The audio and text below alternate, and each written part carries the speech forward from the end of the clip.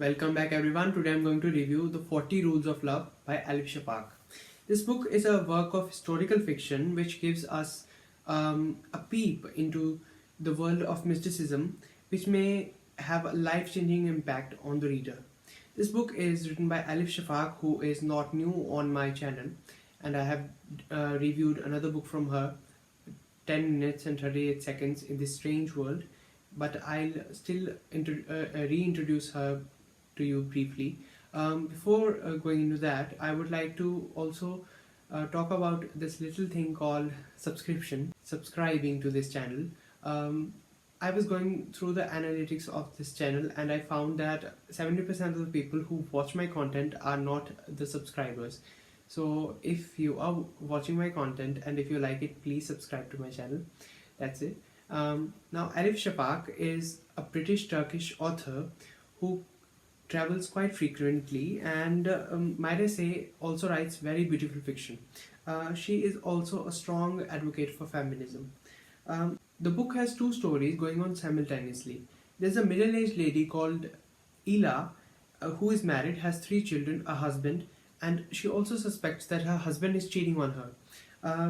In between all of this, she also has a lot of idle time to herself, and that is the reason that she decides to take up a job, and she gets the job of a book reviewer. Now, while she got this job, she gets a book to review before it is to be published.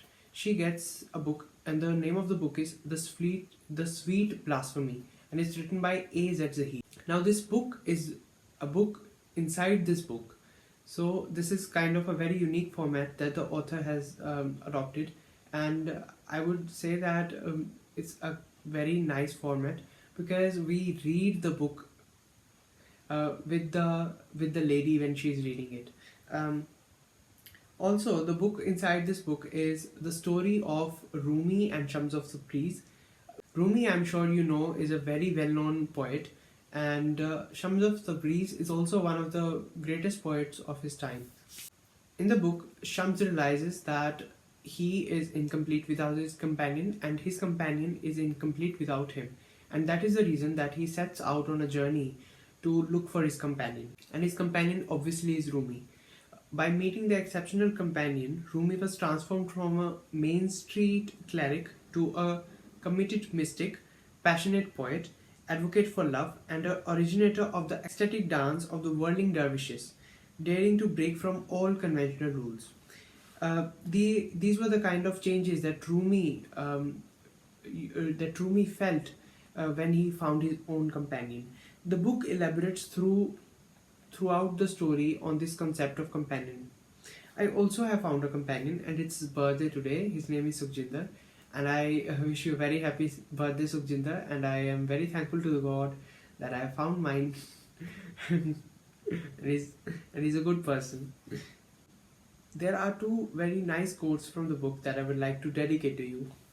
I thanked God over and over again for giving me a true companion and prayed that his beautiful soul would never sober up from the drunkenness of love. And the other one is, he is my sea of mercy and grace. He is my sun of truth and faith. I call him the king of kings of spirit. He is my fountain of life and my tall cypress tree, majestic and evergreen. His companionship is like the 4th reading of Quran, a journey that can only be experienced from within, but can never be grasped from the outside. This is the kind of love that the companions share, true and unconditional. The best thing about this book is that it does not confine love between a woman and a man, a boy and a girl who are lovers, but it explores the farthest boundaries of love, where love can exert itself. In the book, there are 40 rules of love, and they are not rules to impress a boy or a girl. These are life lessons, the kind that will always be helpful for us whether we have found a partner or companion or not. I can only say that the kind of feeling that I got after reading this book, I'm afraid I'll never get that again, because this book is the kind of book that creates magic. This book is magical. Now, lastly, quotes. This book has been written so beautifully by Elif Shafak that every other line is a quote. And I have selected some of those very best for you, but I'm quite sure that you will read the whole book so that uh, uh, you can see for yourself how great writing she has done in this book. The first one is, they say there is a thin line between losing yourself in God and losing your mind. The next is, it is easy to enjoy the good and dislike the bad. Anybody can do that. The real challenge is to love the good and the bad together. Not because you need to take the rough with the smooth, but you need to go beyond such descriptions and accept love in its entirety. The next is, hell is in the here and now, so is heaven. Quit worrying about hell or dreaming about heaven, as they are both present inside this very moment. Every time we fall in love, we ascend to heaven. Every time we hate, envy, or fight someone, we tumble straight into the fires of hell. The next is, where there is love, there is bound to be heartache. The next is, just as clay needs to go through intense heat to become strong, love can only be perfected in pain. The next is, every love story and friendship is a story of unexpected transformation. If we are the same person before and after we loved, that means we have not loved enough. Now this is the this is the ending of the book, and this is the 40th rule of love, and it's beautiful. A life without love is of no account. Don't ask yourself what kind of love you should seek, spiritual or material, divine or mundane, Eastern or Western.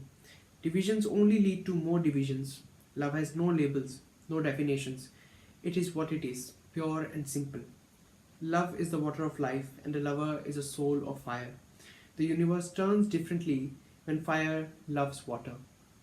I'd highly recommend this book to just anyone who wants to lose themselves in magic and want to feel the magic of words. This book may be famous, but I think that it can be hyped a little more. Thank you very much for watching my book review. Next Sunday I'll be back and I'll be reviewing The Free Voice by Ravish Kumar. Till then, take care, stay safe.